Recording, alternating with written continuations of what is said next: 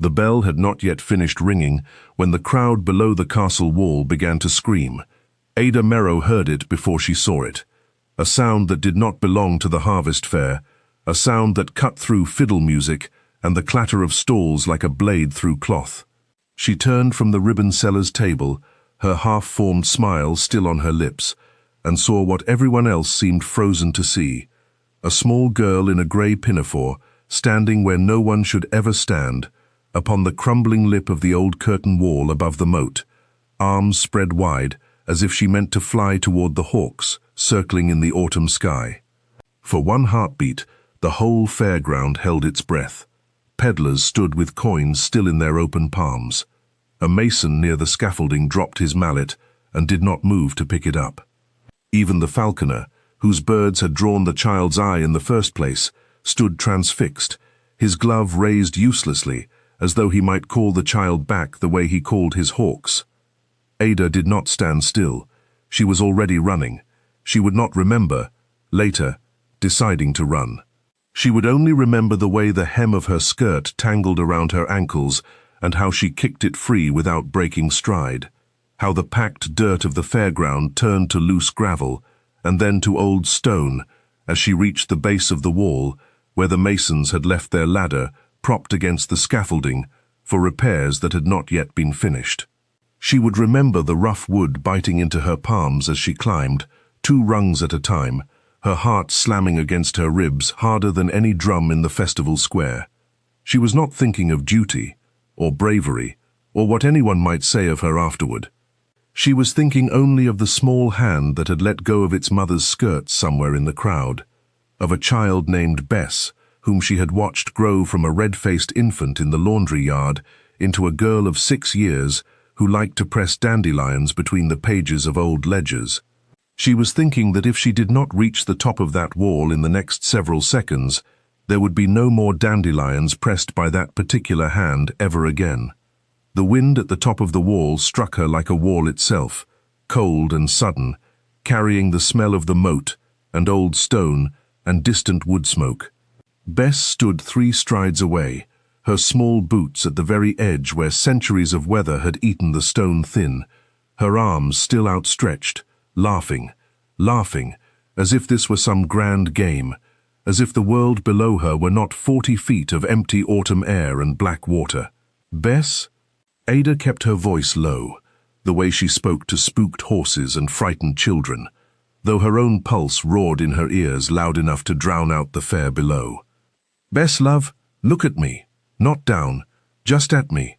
The girl turned, delighted to see a familiar face, and in turning, her small boot slipped on a patch of moss no wider than a coin. Ada did not remember crossing the last 3 strides. She only remembered the moment her arms closed around the child's middle, the 2 of them pitching sideways together, Bess's startled cry mixing with her own as the world tilted and the stone rushed up to meet them both. She twisted her body as they fell, some instinct older than thought, turning her so that her own shoulder and hip struck first against the narrow ledge just below the parapet, the ledge the masons used for their scaffolding, the ledge that should not have held 2 bodies and somehow did. Pain exploded white and total through her arm. Somewhere far above, she heard a man's voice roar a single word, a name, though it was not her name, and she would not learn until later that it belonged to a sister he had lost 20 years before, in circumstances no one at Halworth Castle spoke of aloud. She held Bess against her chest, felt the girl's heartbeat hammering as fast as her own, and did not let go. For a long moment, there was only the wind, and the ache in her shoulder, and the impossible fact that they were both still breathing. Then there were hands, strong, urgent hands, reaching down over the edge of the parapet, and a voice, rough with something that was not quite anger and not quite fear, but some terrible mixture of both, commanding her to hold on, to not move, to trust him. Ada looked up and saw, for the first time, the face of Gideon Ashford, Duke of Halworth. She would remember later that his hands were shaking as he hauled them both up over the broken stone, that he did not let go of either of them for a long moment after they were safely on the walkway, that he knelt in the dust of his own battlement in his fine grey coat, without any apparent thought for how it might stain. She would remember that he said nothing at all for the space of perhaps 10 heartbeats, only knelt there with one hand still curled around Bess's small shoulder and the other braced against the stone, as though he too needed something solid to hold. It was Bess who broke the silence, hiccuping through tears now that the danger had passed, and fear had caught up with her instead of excitement. "I only wanted to see the hawks," she said, in the wounded voice of a child who did not yet understand how close a thing had come. "I know," the Duke said, and his voice, when it steadied, was gentler than Ada would have expected from a man of his rank and reputation. "I know you did." Below, the fairground had erupted into a different kind of noise, not screaming now, but a great collective sound of relief and astonishment, voices calling up questions that none of them could hear clearly from such a height. Ada became aware, distantly, that her shoulder throbbed with every heartbeat, that her palms were scraped raw from the ladder and the stone, that her best gown, the one she had mended twice already this year, was torn at the sleeve beyond any hope of repair. None of it mattered. Bess was crying, but she was crying in her arms, warm and solid and alive. "You are hurt," the Duke said, and it was not a question. He had turned his attention fully to her now, and Ada found herself the object of a scrutiny she was entirely unused to receiving from men of his station. Most gentlemen of Halworth did not look at weavers' daughters at all, let alone with such open and searching concern. "It is nothing," she said, though the throb in her shoulder suggested otherwise. "The child is what matters. The child is safe because of you." His jaw tightened, and something moved behind his eyes that she could not name. Not yet. Every man on this wall froze. My steward froze. My own guards froze. You did not. "I did not think, Your Grace. I only moved." "That," he said quietly, "is precisely what I mean." By the time they had descended the narrow stair inside the gatehouse tower, the Duke himself insisting on carrying Bess, who had fallen into the boneless exhaustion of a child who has cried herself past crying, a crowd had gathered at the base of the wall, thick enough that the castle guards had to clear a path. Ada heard her own name called out by voices she recognized, and some she did not. The ribbon seller, the miller's wife, old Tam who kept the cider stall and had known her since she was in swaddling clothes. She heard Bess's mother, Nan, sobbing with relief before she ever reached them, snatching her daughter from the Duke's arms and pressing her face into the child's hair as though she might never let her go again. That she heard, too, a lower current beneath the relief, the murmuring, speculative tone that follows any event too large for a small community to easily absorb. Did you see? Did you see her climb? Did you see how the Duke himself went pale as ash? Did you see his hands shake? Ada had lived in the shadow of Halworth Castle her entire life. She understood, even through the ringing in her ears and the fire in her shoulder, that something had shifted today that could not be shifted back, though she did not yet understand how far that shift would carry her, nor at what cost. The castle physician, a dry, precise man named Mr. Aldous, pronounced her shoulder wrenched but not broken, her palms in need of salve and rest, and her constitution, in his professional opinion, remarkably sound for a woman who had just flung herself off the top of a curtain wall. He said this last part with something almost like admiration, which was more than Ada had expected from a man who ordinarily spoke to villagers only to diagnose their ailments and depart. She had been brought into the castle itself, not the servants' quarters, but a small sitting room off the east gallery, all pale wood and morning light, the kind of room she had glimpsed only through windows in all her years of walking the lane below the walls. She sat now on a chair far finer than any in her father's cottage, her torn sleeve pinned back by a maid, and felt entirely out of place in a way that had nothing to do with fear and everything to do with class. The Duke had not left. This, more than anything, unsettled her. Great men did not linger over the care of weavers' daughters. They sent physicians and coin and considered the matter closed. Yet Gideon Ashford stood near the window with his hands clasped behind his back, watching the physician work with an intensity that suggested he meant to personally verify every word of the diagnosis himself. "You need not stay, Your Grace," she said, when Mr. Aldous had gone to fetch fresh linen for a sling. "I am certain there are matters requiring your attention." "There are," he agreed, and did not move.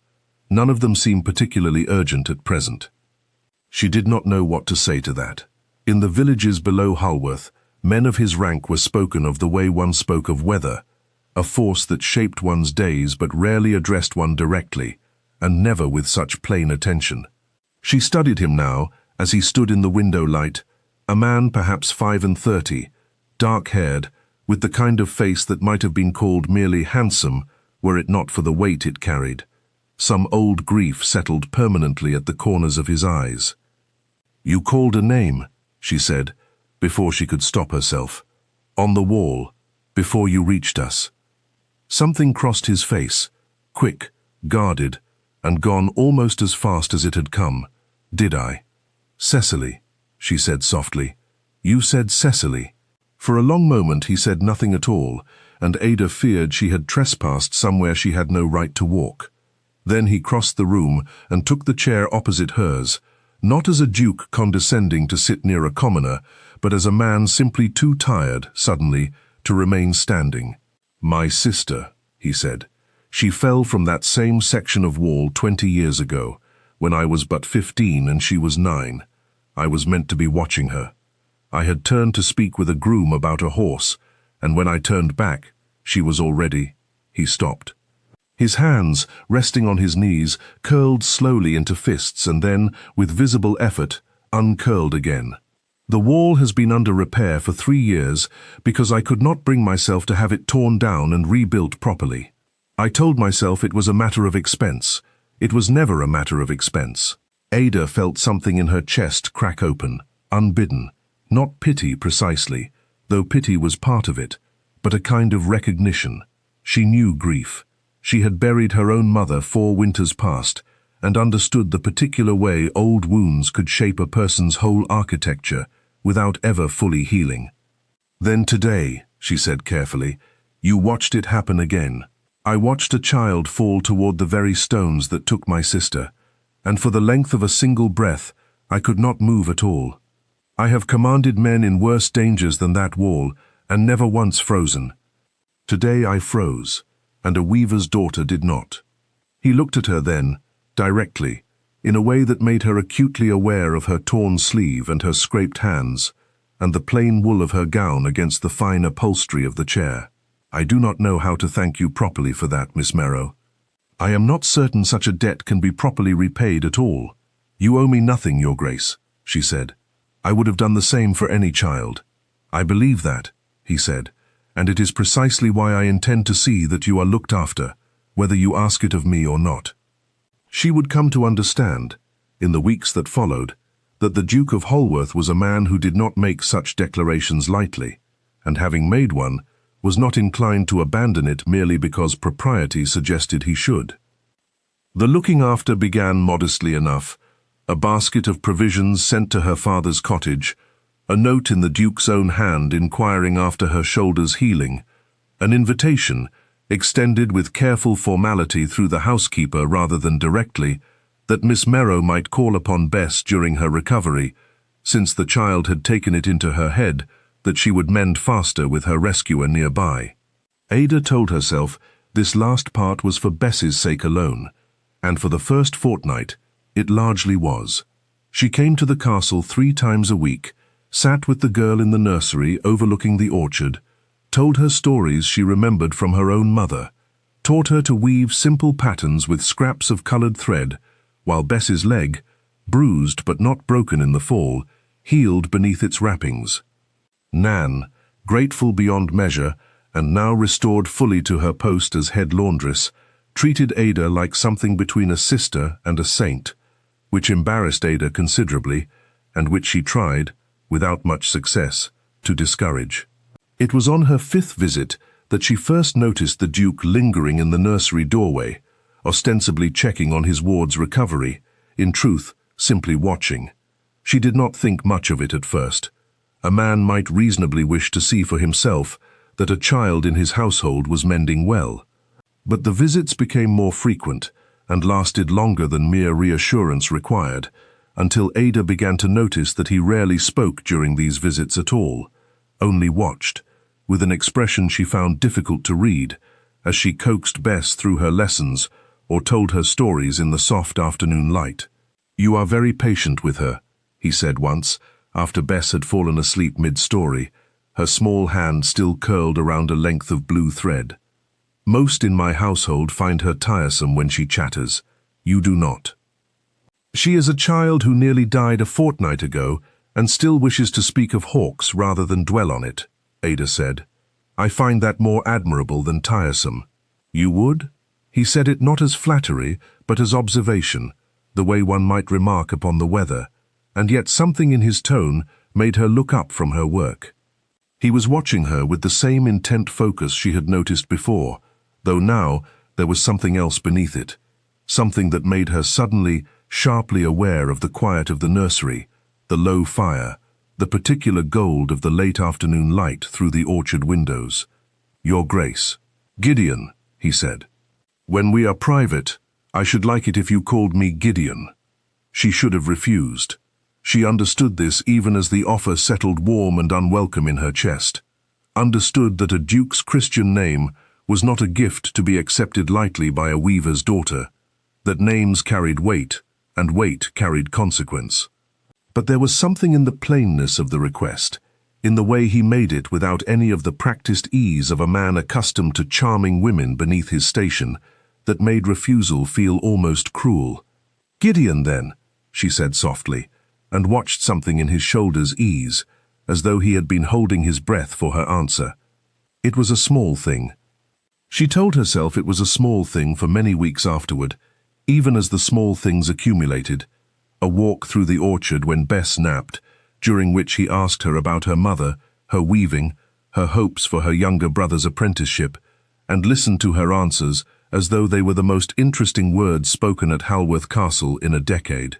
A book of botanical drawings left, without explanation, at her father's cottage, because she had once mentioned admiring the illustrations in an old herbal, a habit, which she noticed only gradually, of arranging his own days so that they crossed her path more often than mere coincidence could explain.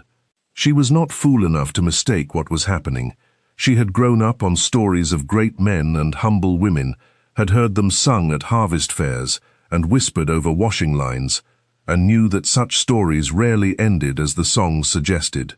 And yet Gideon Ashford did not behave like the dukes of those old ballads, did not press for anything she did not offer freely, did not treat their growing friendship as a game to be won. He simply seemed, increasingly, to seek her out, and to be lighter for her presence, and Ada found, with some alarm, that she had begun to seek him out in turn. The castle, however, was not populated solely by dukes and children and grateful laundresses. It was populated also by Lady Constance Ray, a distant cousin of the Ashford line, who had made Halworth her primary residence these past 2 years, and who had made no particular secret of her expectation that she herself might one day be made its duchess. Ada first became aware of Lady Constance's displeasure, not through any direct confrontation, but through the subtler weapons of a woman skilled in indirect warfare. A comment made just loudly enough to be overheard, a laugh shared with a companion at the appropriate moment, a pointed inquiry after the health of Miss Merrow's father, delivered with just enough emphasis on the word to remind everyone present exactly what class of person was being discussed. "How devoted the Duke has become to his little laundry project," Lady Constance remarked one afternoon, in the hearing of several guests taking tea in the East Gallery, where Ada had come to collect Bess for her lesson. "One begins to wonder whether it is truly the child's welfare that draws him to the nursery so often, or something rather less charitable in nature." The words were pitched to wound, and they found their mark, though Ada was careful to let nothing show in her face beyond a polite, distant smile as she gathered Bess's hand in her own and led her away. It was not the insult to herself that troubled her most. She had weathered worse from crueler tongues in the village, where jealousy over small things could turn neighbors sharp. but the implication that her presence at the castle, her genuine affection for Bess, her friendship with a lonely and grieving man, might be seen by others as calculation. She said nothing of it to Gideon. She told herself this was pride, and perhaps it was, but it was also something gentler, a wish not to burden him with the pettiness of his own household when he had shown her nothing but kindness. He learned of it anyway, as such things are always eventually learned, through Bess herself, who repeated Lady Constance's words to him with the guileless cruelty of a child who does not understand what she carries. Ada was in the nursery when he arrived, his face set in a hard, controlled anger she had not seen from him before. He said nothing in front of Bess, only asked, with careful courtesy, whether Miss Merrow might walk with him in the orchard once the girl's lesson was finished. "You should have told me," he said, the moment they were beyond the nursery windows, the autumn wind stripping the last gold leaves from the apple trees around them. "There was nothing to tell. Idle talk is idle talk, Your Grace. I have heard worse said of better women." "Do not call me that." The words came sharper than she expected, and he seemed to hear the sharpness himself, for he softened almost immediately. "Forgive me. It is only that I find I cannot bear it. The thought of you standing in my own gallery, absorbing insult for a kindness that saved my ward's life, while I remained ignorant in my study. What would you have done had you known sooner?" she asked, genuinely curious. "Silenced your cousin? Made a spectacle in front of your guests?" "I would have told them the truth," he said, "that you are the bravest person within these walls, and that I will not have you spoken of as though your character were a matter for debate. And would that not have made things worse for me, in the end? A duke defending a weaver's daughter against his own family, in public, over tea?" She stopped walking, turned to face him fully, the wind pulling loose strands of hair across her face. "I am grateful for your regard, Gideon. I am. But I have no illusions about what I am, and what you are, and how little the world outside this orchard cares to see the two of us stand as equals." Something flickered across his face. Hurt, perhaps, or frustration, or both.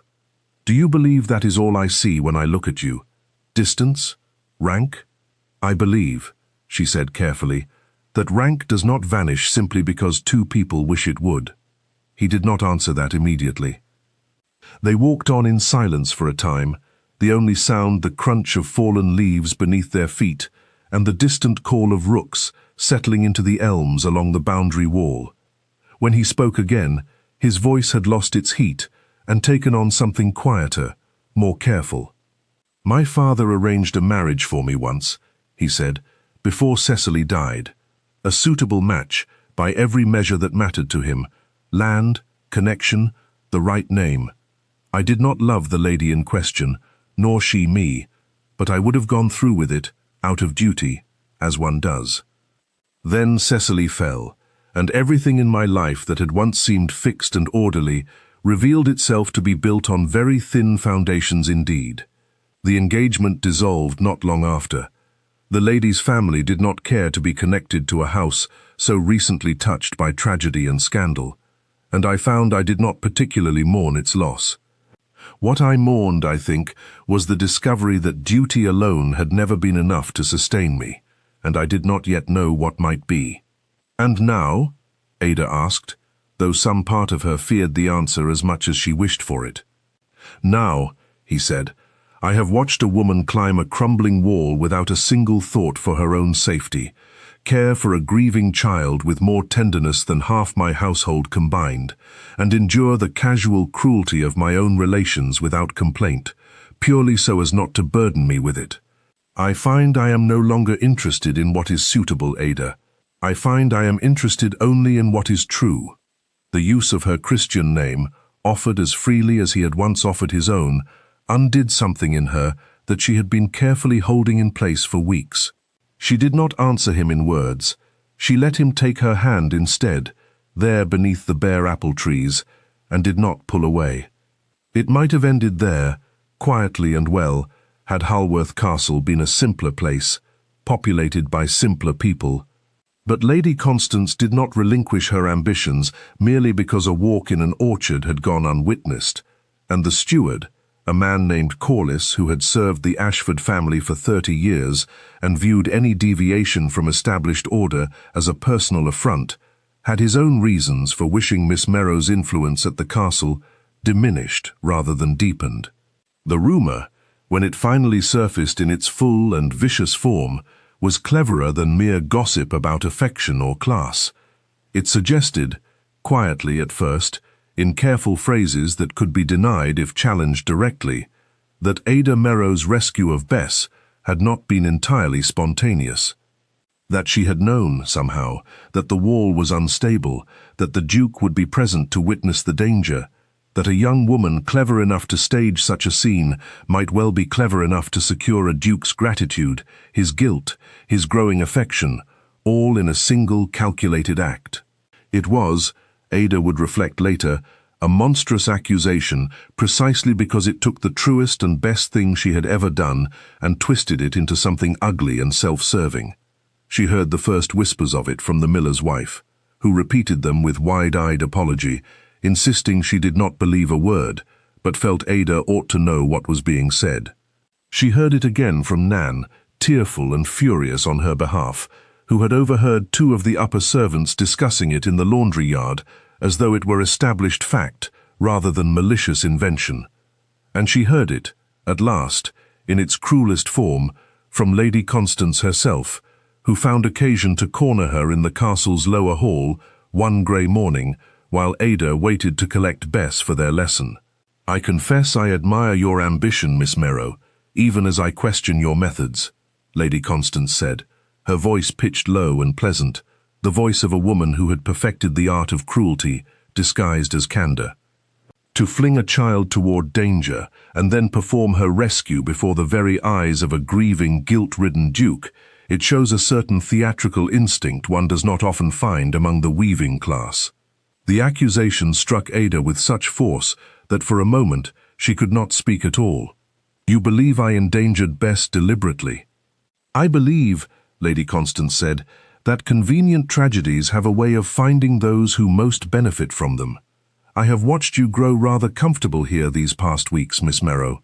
Rather comfortable indeed, for a woman whose only claim upon this household is an accident of timing." "It was not an accident of timing that I loved that child before I ever thought to save her," Ada said, her voice shaking now with an anger she rarely allowed herself to show. "It was not calculation that made my hands close around her when she fell. I did not think of the Duke at all in that moment, Lady Constance. I thought only of Bess. If you cannot understand a woman acting from love rather than ambition, then I am sorry for you, truly, for it must be a bleak thing indeed to live a life in which every kindness is suspected of concealing a scheme." She did not wait for a reply. She walked past Lady Constance with her chin high and her hands trembling only once she was safely around the corner and out of sight, and she told herself, all the way home that evening, that such words could not truly harm her, that the truth would surely stand on its own. She was wrong, or nearly so. The rumour, once loosed, spread through the castle and down into the village with the particular speed reserved for scandal involving the great and the humble alike, and within a week, Ada found herself the subject of speculation everywhere she went, in the market, at the well, even in the pews of the small stone chapel where she had worshipped every Sunday of her life. Worse, and more painful by far, was the change in Gideon himself, who came to her father's cottage some days later, looking older than she had ever seen him, his face carrying an expression of conflict she had not witnessed, even on the day of Bess's fall. "My aunt has heard the rumours," he said, without preamble, standing awkwardly in the small front room that had never before held a duke within its walls. "She has written from Bath, insisting I look into the matter properly before allowing you further access to Bess. Corliss has produced witnesses, servants who claim you inquired, days before the fair, about the state of the wall's repairs." "And do you believe them?" Ada asked, her voice very quiet, very still, the stillness of a person holding herself together through sheer force of will. "No," he said immediately, and something in her chest loosened at the speed of his answer. "No, I do not believe it, not for a moment. But I am the Duke of Halworth, Ada, and I cannot simply declare a matter settled because my own heart tells me it is so. There are questions of household order, of my ward's welfare, of what is owed to my family's name." "Then say it plainly," she interrupted, something cold and clear cutting through her fear now. "You are here to tell me you must keep your distance. That whatever we have built these past weeks must be set aside until this passes, or perhaps altogether, because it is inconvenient to your name. That is not—" He stopped, ran a hand through his hair in a gesture of genuine distress. "I do not know what I am here to tell you, if I am honest. I only know that I cannot think clearly with Corliss and my aunt and half the household pressing me from every side, and I fear that if I do not step back for a time, I shall say or do something in anger that cannot be unsaid."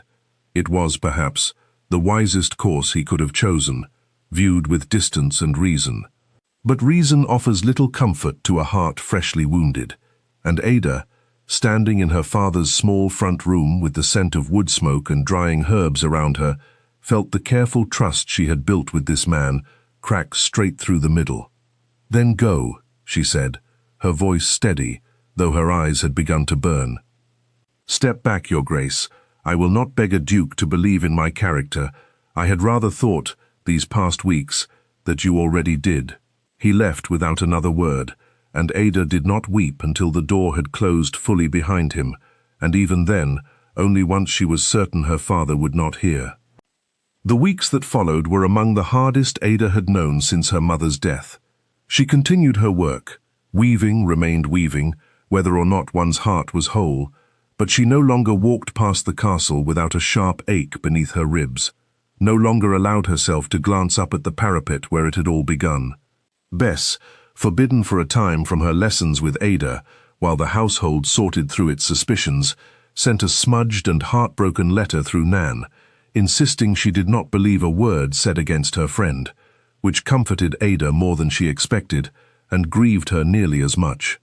She heard, second-hand, that the Duke had launched a proper inquiry into the rumors, that Corliss's supposed witnesses, when questioned directly and separately by the Duke himself, rather than allowed to whisper among themselves, had produced accounts so contradictory as to collapse under their own weight, that one servant admitted under pressure to having been promised a better position in exchange for her testimony. She heard, too, that Lady Constance had grown noticeably quieter on the subject once the Duke began asking pointed questions about the timing and origin of the whole affair. None of it brought Ada any particular satisfaction. The truth, unearthed slowly and reluctantly, felt like cold comfort against the wound already dealt. She had been prepared, in her heart, to be judged by strangers and gossips. She had not been prepared for the man she had begun to love, to hesitate, even briefly, in defending her. It was into this uneasy quiet that the second crisis fell, not with the sudden violence of a child upon a wall, but with the slower, creeping danger of fire. It began, as such things often do, with a small and unremarkable accident, a spark from the laundry's drying fires, carried on an unexpected gust of autumn wind, catching in a stack of dry thatch stored too near the laundry yard's outer wall. By the time anyone noticed, the fire had already begun to climb, feeding hungrily on the dry timber of the old outbuildings, and Nan's cottage, where Bess had been sent to rest during her continued recovery, away from the tension of the main household, stood directly in its path.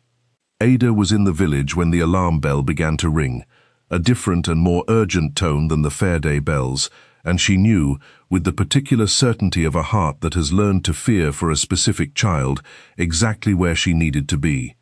She reached the laundry yard to find chaos, servants forming lines with buckets from the well, smoke thick and choking in the evening air, and Nan, wild with terror, being restrained by 2 grooms from running back into her own smoke-filled cottage.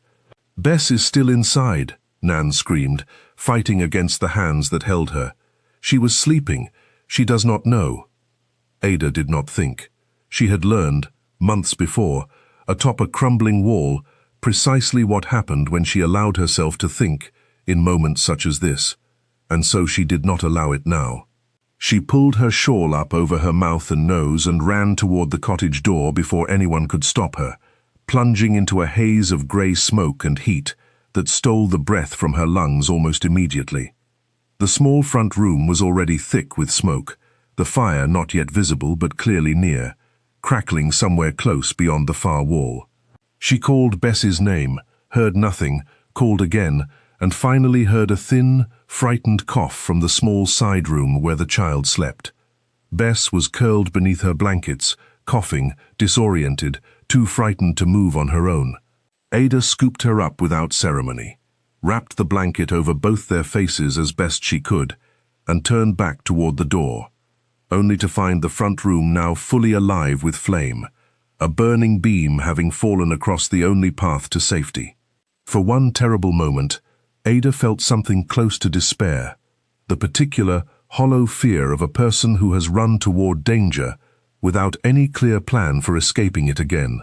Smoke pressed thick against her eyes, her lungs burned, and Bess had begun to sob against her shoulder, small and terrified, and trusting entirely in an adult who had, for the first time, no answer ready. It was then that she heard her name shouted from beyond the flame, a voice she knew as well as her own heartbeat, hoarse with smoke and fear. "Ada! Ada, can you hear me?" "Here!" Her voice cracked on the word, smoke scraping her throat raw. "The side window. We cannot pass the fire."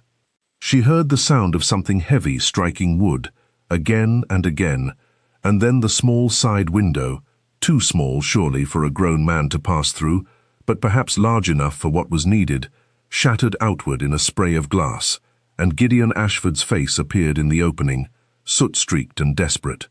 "Bess first," he said, and Ada did not hesitate, passing the coughing, terrified child through the narrow opening into his waiting arms.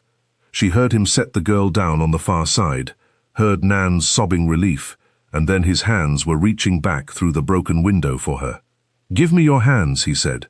"Ada, give me your hands now." The beam behind her groaned, shifting, and a fresh gout of flame licked up the far wall. She did not waste breath on words.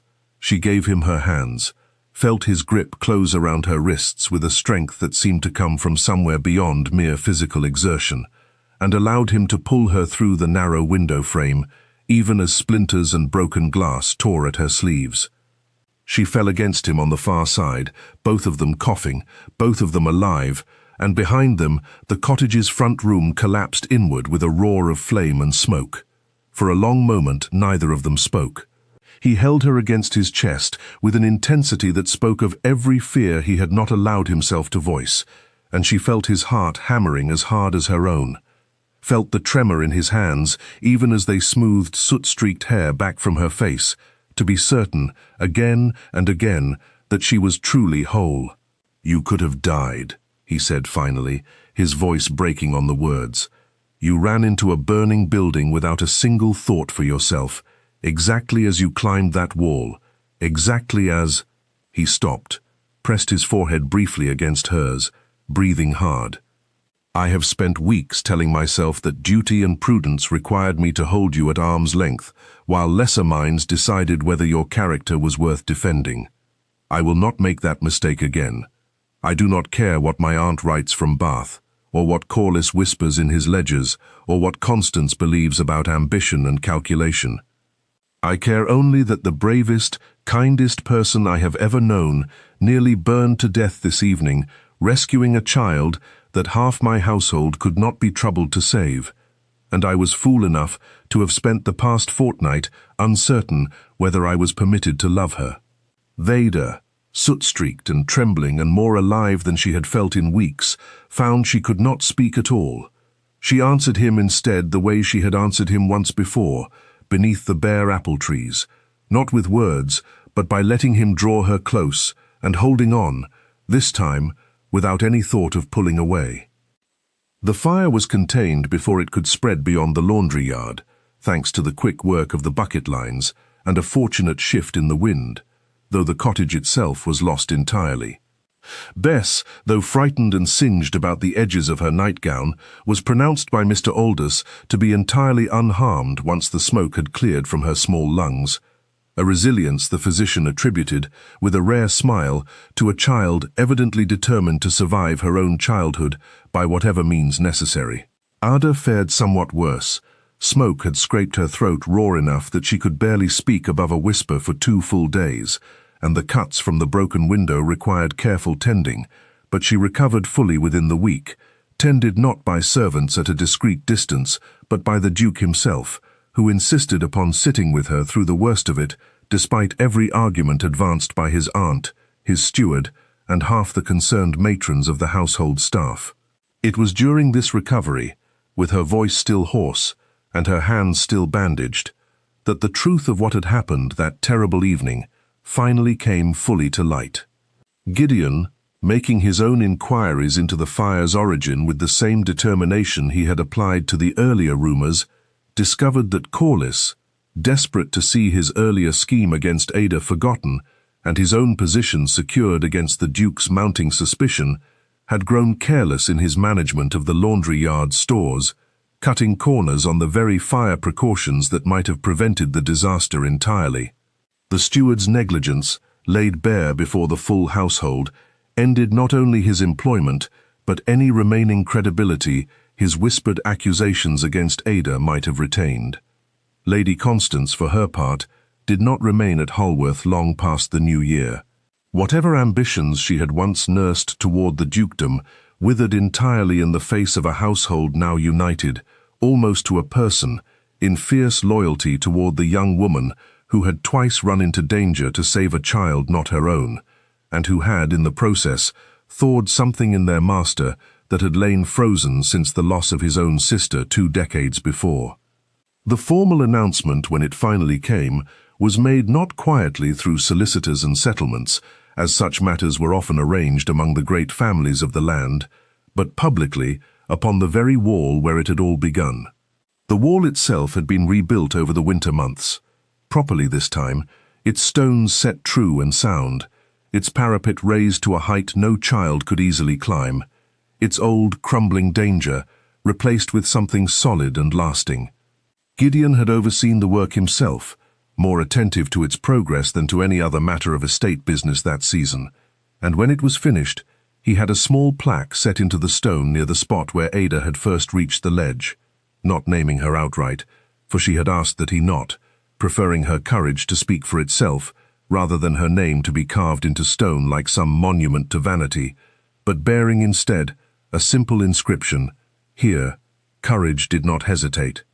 It was there, on a bright spring morning nearly a year after the harvest fair that had first brought them together, with the whole village and half the county gathered below to celebrate the wall's completion and the safe return of ordinary life to Halworth's battlements, that Gideon Ashford knelt before Ada Merrow in full view of everyone who had once whispered against her and asked her to be his wife.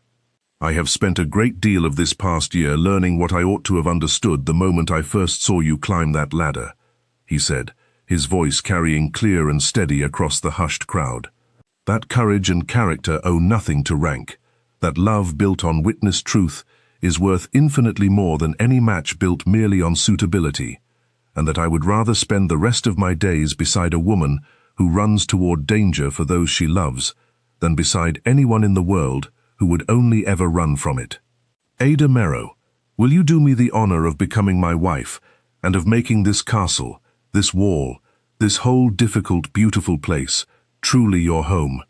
Below them, the crowd had fallen entirely silent, waiting, and Ada, who had once stood among them as an ordinary weaver's daughter with no thought of dukes or castles, who had acted that autumn day not for reward or recognition, but simply because a child she loved was falling and no one else had moved, found that her answer, when it came, required no hesitation at all.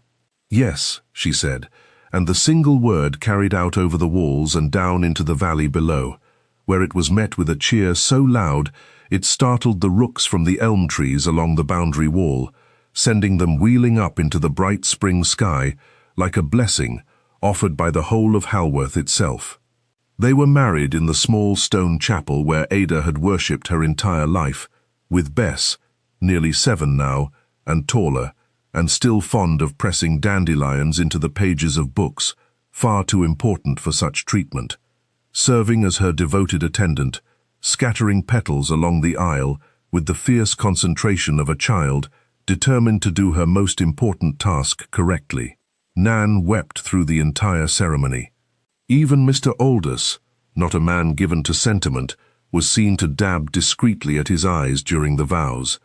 And afterward, as the wedding party made its way back toward the castle beneath a canopy of spring blossom, Gideon drew his new wife aside for a moment, up the familiar stair to the battlement where it had all begun, where the rebuilt wall now stood solid and sure beneath a sky full of wheeling hawks. "Do you remember," he asked, "what I told you, that first day, about why I could never bear to have this wall properly repaired? You told me it was guilt," Ada said, "that you could not face setting right what had once gone so terribly wrong. And now?" He drew her closer, one arm around her waist as they looked out together over the orchard and the village, and the whole green valley spread golden beneath the spring sun. "Now the wall stands stronger than it has in 100 years, because a woman braver than any I have ever known taught me that some things broken by grief can be rebuilt by love, if only one is willing to try." Below them, in the orchard where they had first walked together beneath the bare autumn trees, the apple blossoms were already beginning to fall, drifting soft and white across the grass, like the last, gentle echo of everything that had nearly been lost, and everything that had, against every expectation of rank and reason, been found instead. Ada Merrow, Ada Ashford, now Duchess of Halworth in name though she would remain, in her own heart simply the weaver's daughter who had once run without thinking toward a falling child, leaned into her husband's shoulder and watched the hawks circle above the wall that no longer held any danger for anyone, and understood, with a certainty as solid as the rebuilt stone beneath her feet, that she had come, at last, entirely and forever home.